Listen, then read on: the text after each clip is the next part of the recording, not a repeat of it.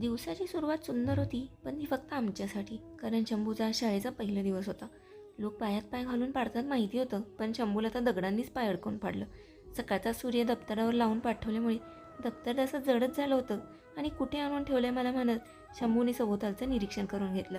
वाचायलाही न येणाऱ्या मुलांचं सुस्वागतम लिहून स्वागत केलं होतं आणि रडणाऱ्या मुलांसाठी हॅपी हॅपी बिस्किट्स देऊन खुश करण्याचा निष्फळ प्रयत्न झालेला निदर्शनास येत होता. 2 तास शाळेत काय काय झालं याचा 4 तासाचा अहवाल देऊन झाल्यानंतर आम्ही कुंडीच्या मूळ मालकाला स्थलांतरित केलं आणि त्या मालमत्तेचा अनधिकृत व्यवसाय करून दिला.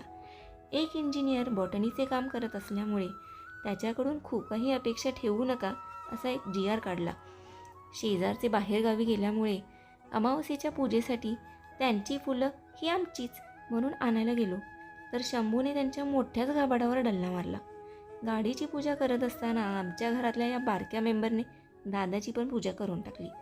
गाड्यांची पूजा केली तर घोडे का मागे ठेवा म्हणून घोड्यांची पण पूजा केली.